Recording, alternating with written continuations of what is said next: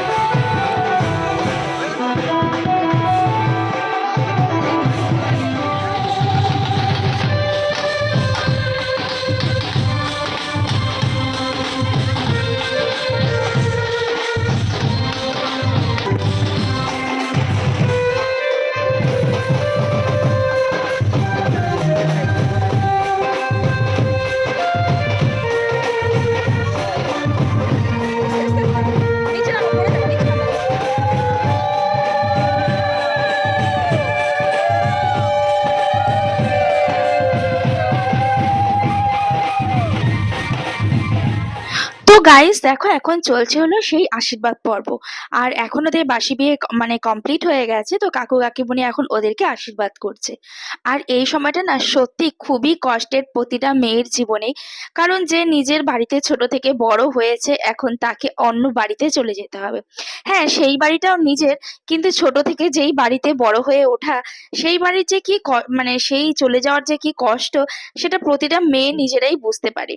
আর একটা মা বাবার কাছে যখন একটা মেয়ে ছোট থেকে বড় হয়, তাকে যখন মানে অন্য বাড়িতে পাঠিয়ে দিতে হয়, সে সময় বাবা মায়েরও যেন কষ্টে বুকটা ফেটে আসে। তবে সেটা যেমন কষ্টের সেরকম আনন্দেরও, কারণ একটা নতুন জীবন শুরু হচ্ছে।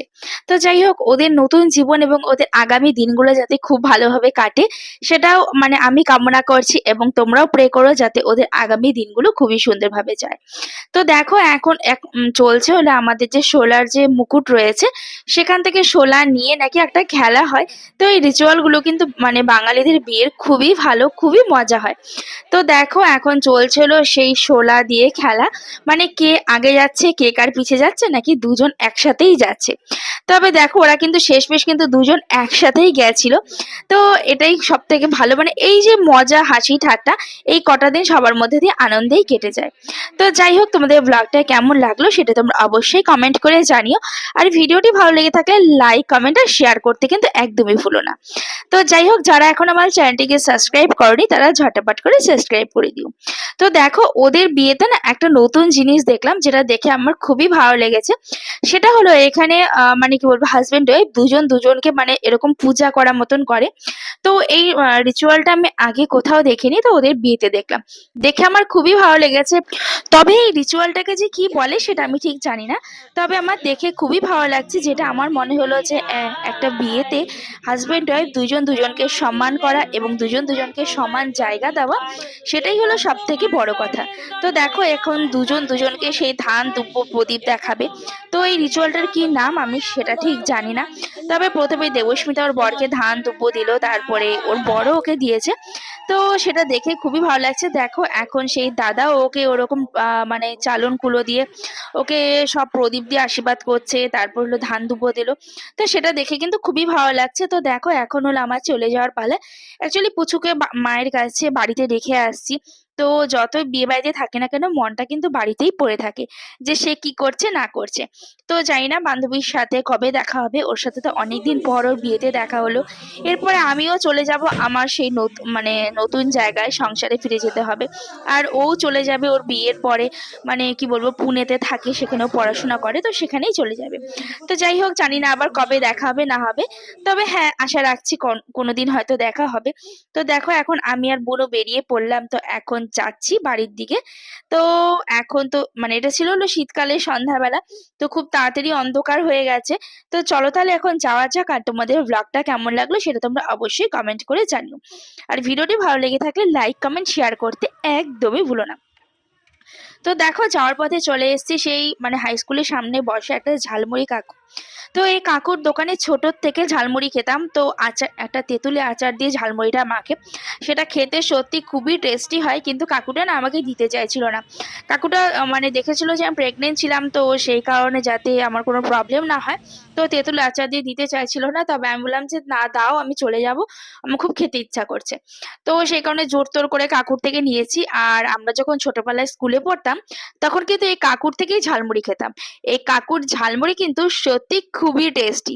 চলো তবে আজকের ব্লগটা এ পর্যন্তই, তোমাদের সাথে দেখা হচ্ছে আবার নেক্সট একটা ব্লগে। তো ততক্ষণ তোমরা সবাই ভালো থেকো, সুস্থ থেকো। Good night, tata.